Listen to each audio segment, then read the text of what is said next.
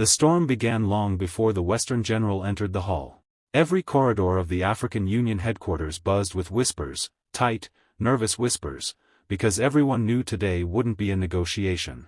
It would be a confrontation. And at the center of it all stood Ibrahim Traoré, calm as a mountain, unmoved by the pressure that had already cracked lesser men. Outside, armored convoys rolled in. Cameras flashed. Reporters shouted questions. But the moment General Mark Caldwell, one of the West's most powerful military commanders, stepped inside, the entire building tightened like a clenched fist. His metals glimmered under the cold lights, but his eyes carried the arrogance of a man certain the world still bowed to him. Traoré didn't move, didn't flinch, didn't adjust his uniform. He simply watched the approaching general with a silence that felt heavier than any weapon. "President Traoré," Caldwell said, his voice sharp, clipped, almost theatrical. "Your recent actions have concerned U.S. You're expanding alliances, strengthening independence, rejecting our programs, pushing Western influence out of the Sahel." He paused, letting the room fill with his tension. "That ends today." Traoré's advisors stiffened. Some looked toward the doors, expecting threats. Others waited for diplomacy. But Traoré himself? He leaned back slightly, as if relaxing into the weight of history itself. General Caldwell stepped closer, lowering his voice to a dangerous growl. "You will kneel to the authority of the West," he said. "Or your nation will pay the price." It wasn't a metaphor. It wasn't political language. It was a command, cold, imperial, dripping with colonial entitlement. The room froze. Even the cameramen lowered their devices, sensing something unprecedented was about to happen. Traoré rose from his chair. Not quickly, not aggressively, but with the measured grace of someone who had already chosen victory long before the battle began. His eyes met Caldwell's, unwavering. "Kneel?" Traoré repeated softly, almost amused. "General. Africa is done kneeling." Caldwell's jaw tensed. "This isn't a request." "I know," Traoré said. "That's why I'm refusing." A murmur rippled across the room, fear, disbelief, awe. Traoré continued. "You came here expecting obedience. Expecting fear. Expecting a continent to remain small so your power can remain large. But those days died before you walked through that door." He took one step forward, one step that shifted the entire energy of the hall. "You ordered me to kneel," Traoré said, his voice rising. "Instead, I stand taller than ever." And for the first time, the Western general blinked. The room erupted the moment Traoré delivered those words. Advisors exchanged worried glances, journalists scrambled to reposition their cameras, and soldiers shifted their stance, unsure if diplomacy had just slipped into the edge of war. But Ibrahim Traoré stood firm, hands behind his back, shoulders squared, gaze locked on General Caldwell as if the man's threats were nothing more than passing shadows on stone. Caldwell took a slow breath, trying to regain command of the moment. He wasn't accustomed to being challenged. Especially not by the leader of a nation the West had long underestimated. His boots echoed sharply as he stepped forward, bringing himself inches from Traoré. "You're making a grave mistake," he said. "Your economy, your security, your alliances, they depend on us.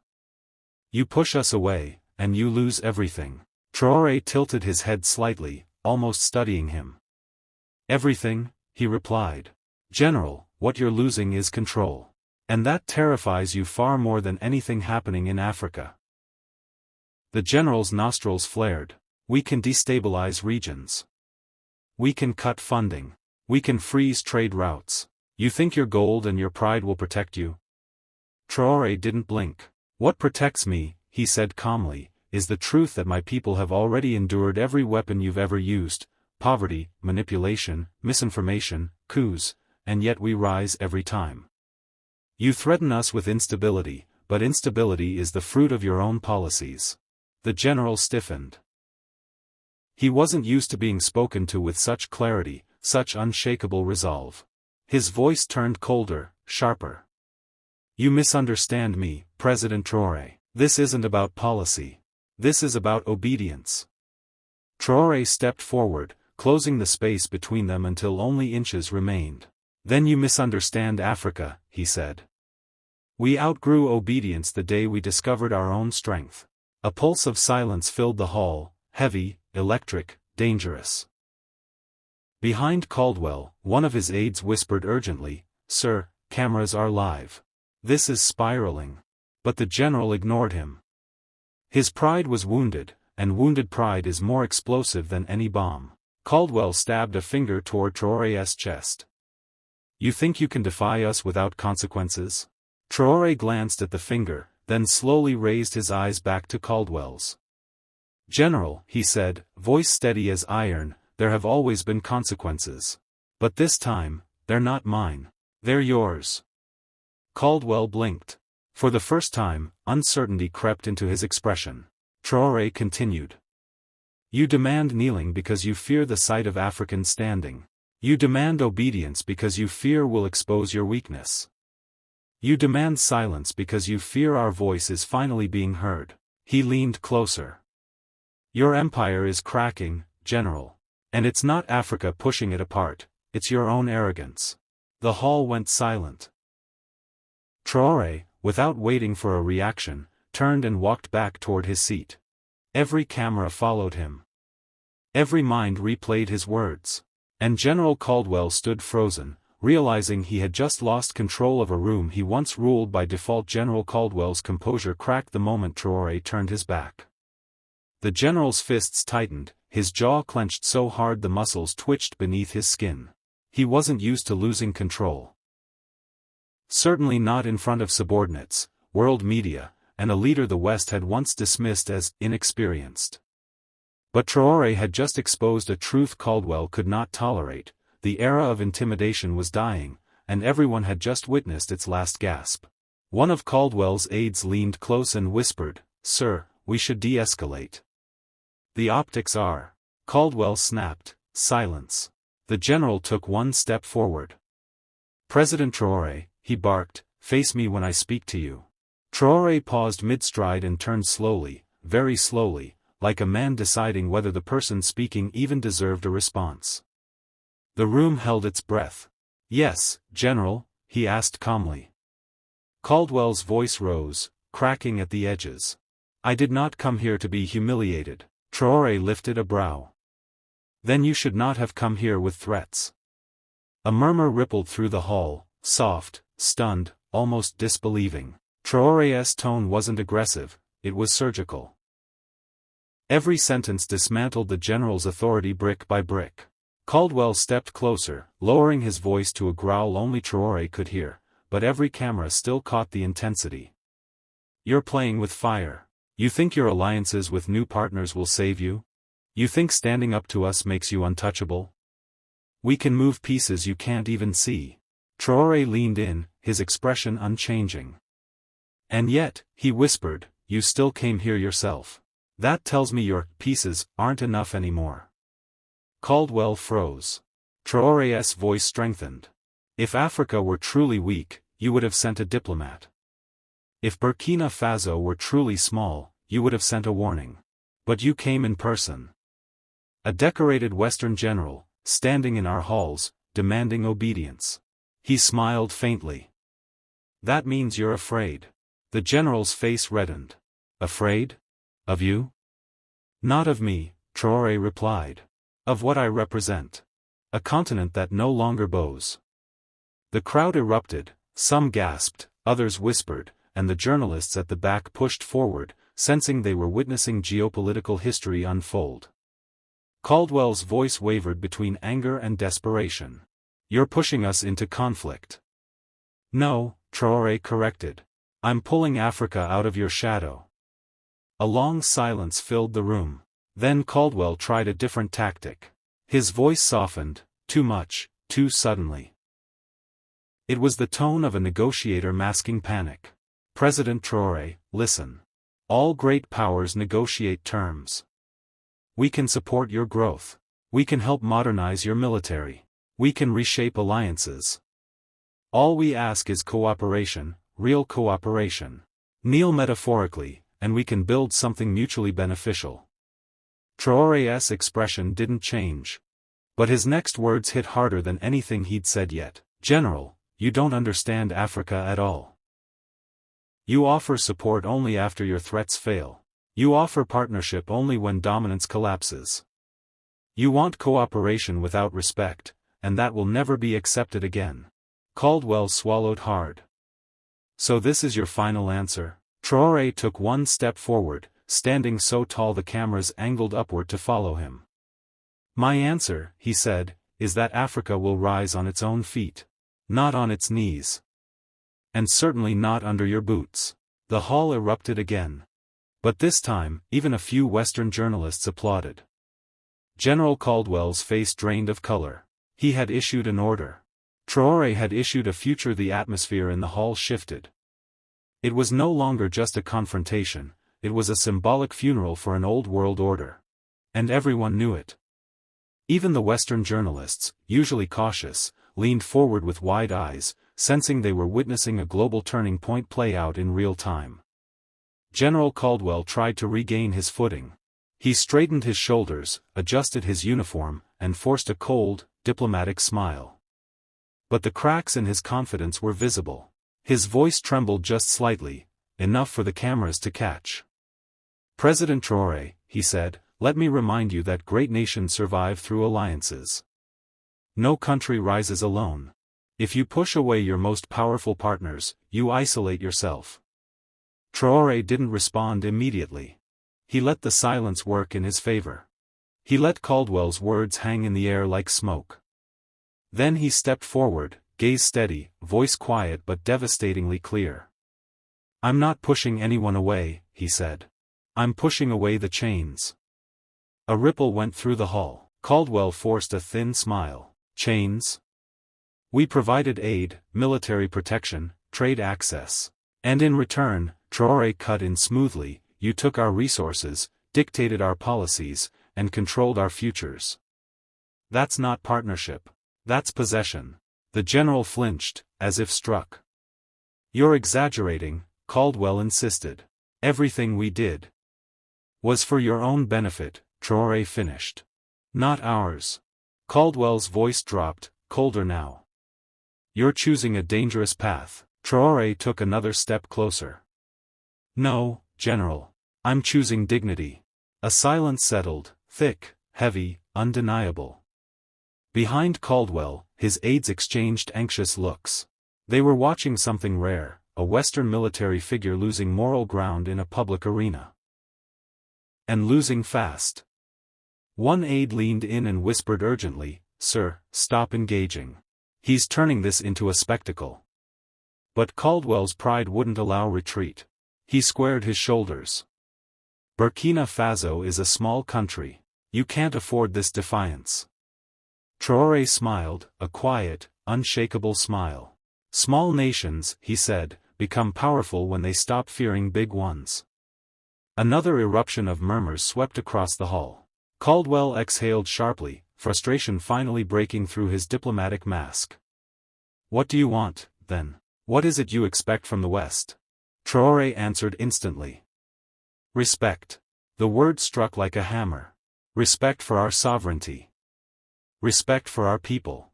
Respect for our right to rise without permission." Caldwell opened his mouth, but no words came out.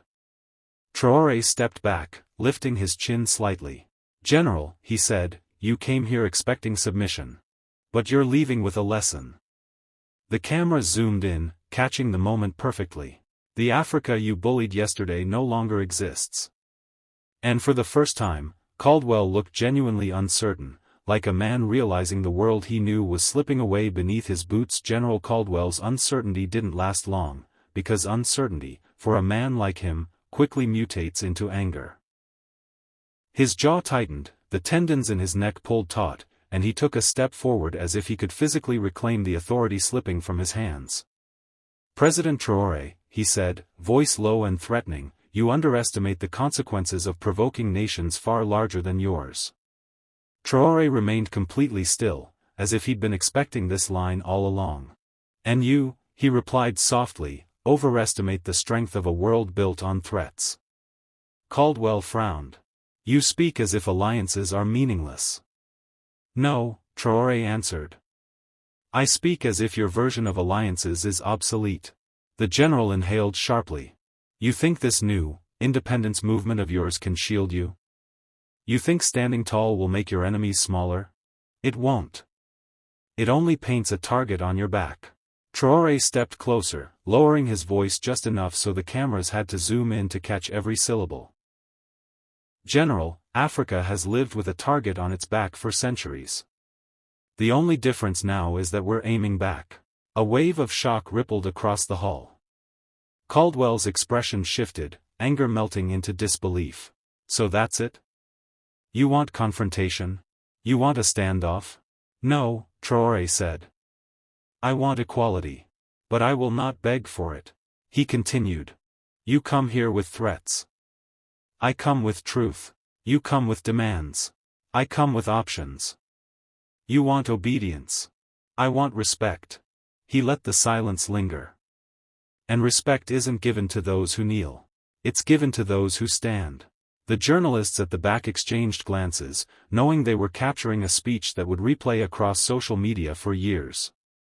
Caldwell attempted one last pivot. You don't understand the cost of defiance, he said. Instability, sanctions, isolation, these are not theory. These are realities you will face. Traoré didn't flinch.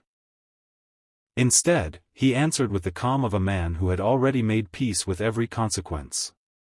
We have lived through instability you created. Survived sanctions you imposed. Endured isolation you engineered. And yet, we are still here. Caldwell's eyes narrowed. That tone won't help your people. Traoré's answer was sharp as a blade. My people don't need your approval. They need their future. For the first time, Caldwell looked away.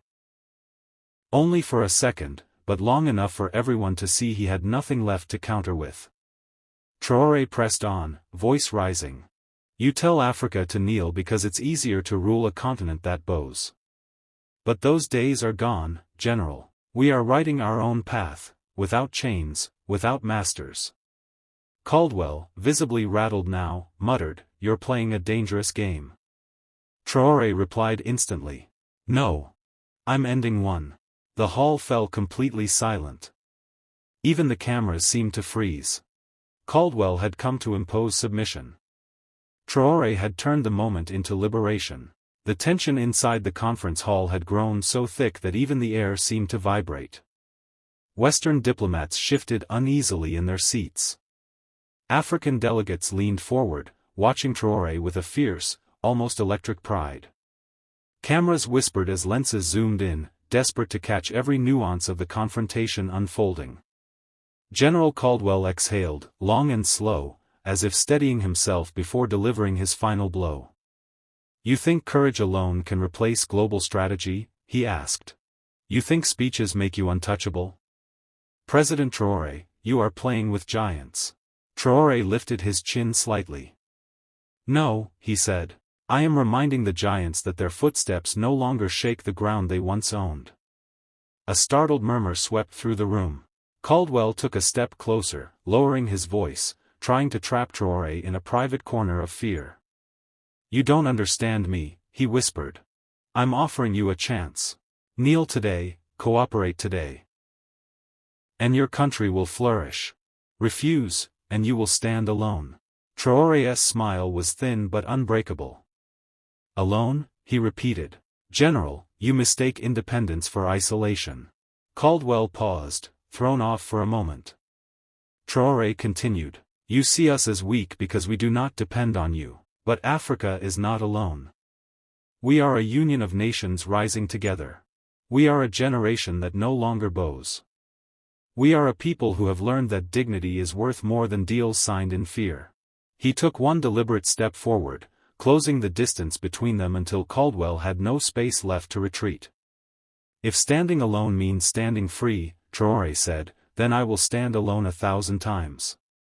Caldwell felt the shift, a subtle but unmistakable change in the room's atmosphere. Power was slipping. Not because Traoré had more weapons, wealth, or influence, but because he had something Western generals rarely understood. A nation behind him. A continent awakening. A leader unshakable. Caldwell tried to regain control. "You're making a mistake," he warned. Traoré answered calmly, "The only mistake Africa ever made was believing you when you told us we couldn't rise without you." The general clenched his jaw, but Traoré wasn't done. "You ask for submission," he said. "But you offer nothing in return except the same old chains dressed in new language. Partnership. Security. Cooperation. We know what these words have meant for decades." Traoré turned slightly toward the cameras, ensuring the world heard the next line. "If your partnership requires kneeling, then your partnership is slavery." Gasps shot through the hall. Caldwell's composure cracked. "Watch your words," he barked. Traoré didn't blink. "I choose them carefully." The hall erupted, not in noise, but in a charged silence that said everything. Traoré had seized the narrative. Caldwell had lost control of the battlefield. Not a battlefield of guns, but one of truth. Caldwell's jaw tightened as the room shifted unmistakably in Traoré's favor. For the first time since stepping onto the stage, the Western general seemed unsure, not of his authority, but of how quickly it was slipping through his fingers. His authority, his tone, his presence, none of it carried the weight it once did. Traoré had taken the ground beneath his feet. The general attempted one last maneuver, an old tactic wrapped in new words. "President Traoré," Caldwell said, raising his voice just enough to sound formal again, "leadership requires alliances. Strength requires cooperation. You cannot build a future by rejecting the hand extended to help you." Several Western diplomats nodded, relieved he'd regained composure. But Traoré shook his head slowly, almost pityingly. "That is not a hand," he said. "It is a leash." A ripple ran through the entire hall. Caldwell took a sharp breath. "This rhetoric is dangerous." "For you," Traoré replied. "Not for us." The Western general's patience snapped. "You speak as if Africa can defy the world," he said. "As if Burkina Faso, tiny, landlocked, under-resourced, can stand against global pressure. You forget your size. You forget your place." That did it. The African delegation stiffened. Several stood. A few slammed their notebooks shut in outrage. Cameras zoomed in. This was international dynamite. But Traoré remained calm. Unmoving. Unintimidated. "I know exactly who we are," he said. "And I know exactly who you think we are." He stepped forward again, his voice steady, measured, and sharp enough to cut steel. "You think power is measured in square miles. In GDP. In the number of military bases you scatter across continents that are not yours." He paused. "But real power, true power, is the ability to stand without fear." Caldwell tried to interrupt, but Traoré didn't let him. "You measure power by how many nations kneel before you. I measure it by how many people rise beside me." The cameras caught the moment. It spread across the room like thunder rolling across a desert sky. Even the Western journalists felt the weight of those words. Traoré wasn't just responding anymore. He was defining the stage. He was rewriting the terms of power. General Caldwell's voice dropped to a growl. "You are provoking something you cannot control." Traoré leaned in, his voice soft but unyielding. "I am provoking truth. And truth has always frightened men who build empires on lies." You could feel the air leave Caldwell's lungs. The general took one involuntary step back. A Western general had come expecting obedience. But now, before the eyes of the world, he was the one retreating. All while Traoré stood taller than ever. The hall felt like it was vibrating. Every camera light was locked onto the two men standing at the center. One backed by global superpowers, the other backed by something far more dangerous to the old world. A continent that had finally learned to stop kneeling. General Caldwell attempted to regain control with a smile, thin, forced, brittle. President Traoré, he said, you misunderstand my intentions. The West wants stability in Africa. Prosperity. Order. Traoré let out a soft, disbelieving laugh. Order, he repeated. You mean the kind of order where Africa provides resources and the West provides instructions? Western diplomats stiffened. Caldwell's smile evaporated. Traoré continued, voice rising like a storm gathering strength. Let me explain something clearly, General. When you say order, Africa hears extraction. When you say cooperation, Africa hears dependency. And when you say security, Africa hears occupation. The room erupted in murmurs. Journalists typed furiously. This wasn't diplomacy anymore, this was history being carved in real time. Caldwell, losing composure again, pointed a finger at Traoré. We have kept your region from collapsing, he snapped. Don't rewrite the narrative. Without us, you would drown in chaos. Traoré didn't flinch.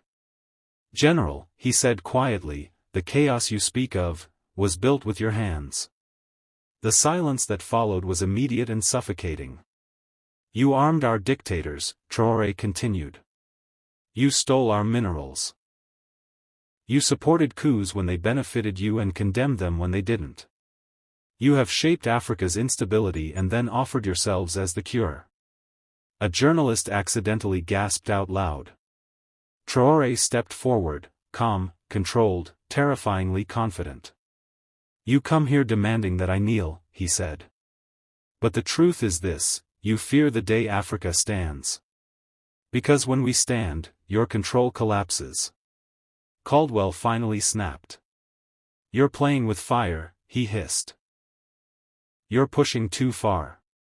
No, Traoré replied, voice steady as granite. I'm pushing back. A wave of applause broke out, not polite, not diplomatic, but explosive.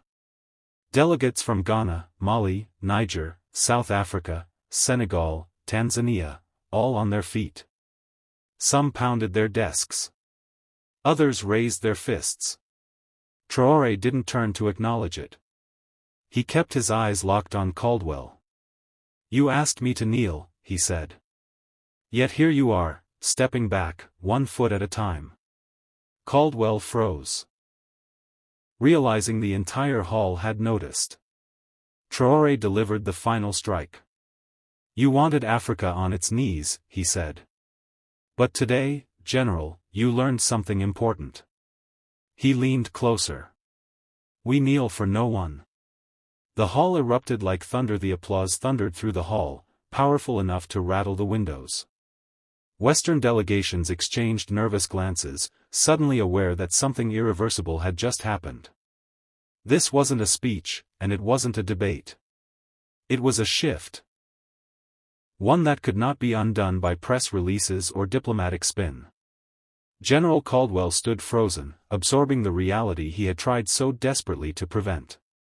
Traoré had not merely refused to kneel.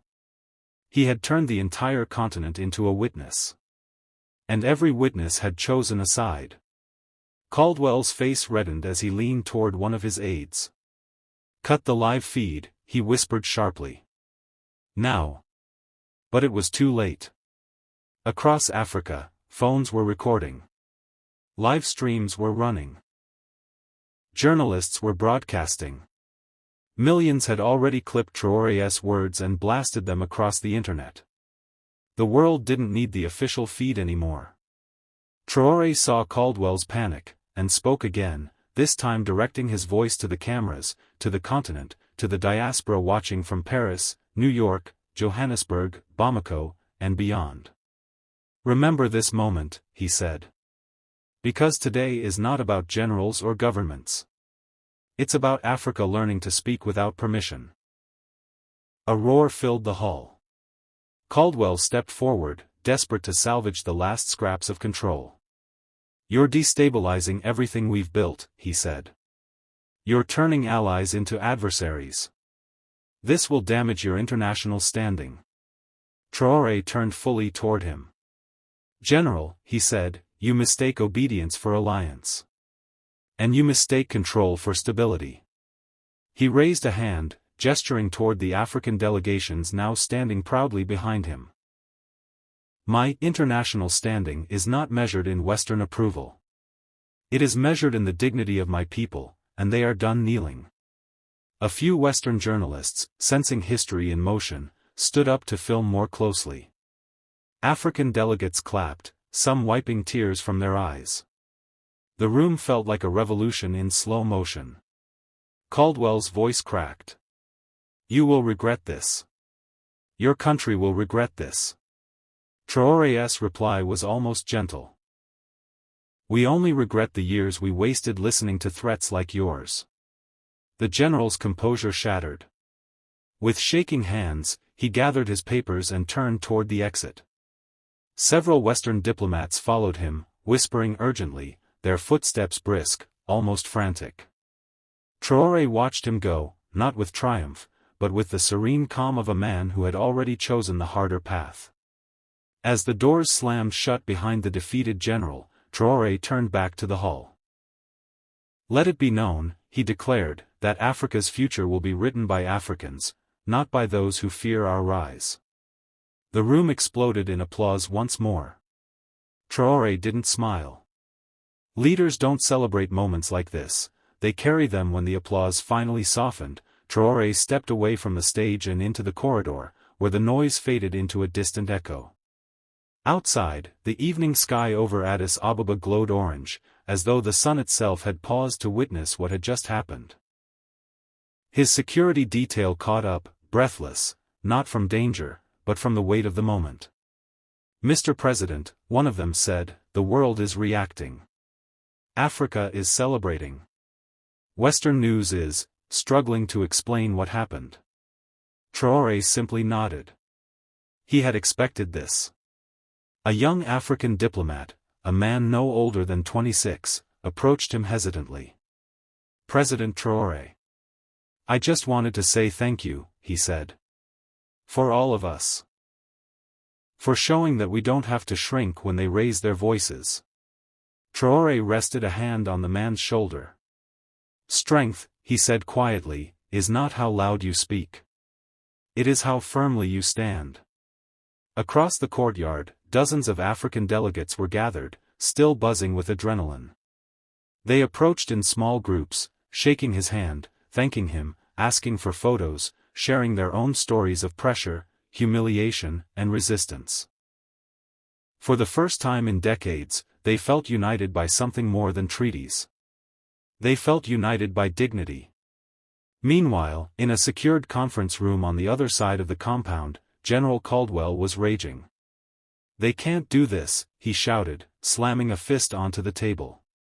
We built these partnerships. We kept this region stable. And he humiliated us. His advisors exchanged uneasy looks. They knew the truth. Caldwell hadn't lost an argument, he had lost control. One of them finally spoke. Sir, with all respect, maybe the era is changing. Caldwell glared at him. It changes when we say it changes. But outside that room, history had already made its decision. Back in the courtyard, Traoré stepped into the center of the gathering crowd. Cameras flashed. Journalists pushed microphones forward. African youth watched through screens from Lagos to Dakar, from Nairobi to Ouagadougou. President Traoré, a reporter called, what message do you have for the general who ordered you to kneel? Traoré paused. He didn't need anger. He didn't need triumph. He needed truth. My message is simple, he said, speaking with the calm of a man who had nothing to fear. Africa kneels for no one. Not anymore. Not ever again. The crowd erupted, cheers, chants, raised fists. But Traoré wasn't done. And to the young people watching, remember, your dignity is not up for negotiation. When someone tells you to kneel, stand taller. When someone tries to silence you, speak louder. And when someone tries to control your future, write your own. The cheers reached the sky. That night, as Traoré returned to his hotel, thousands waited outside just to see him pass. Phones lit the darkness like stars. Songs filled the air. His convoy moved slowly, not out of protocol, but out of respect, for the people claiming their voice. In the quiet of his room, Traoré finally allowed himself a small smile. Not because he had defeated a general, but because he had awakened a continent.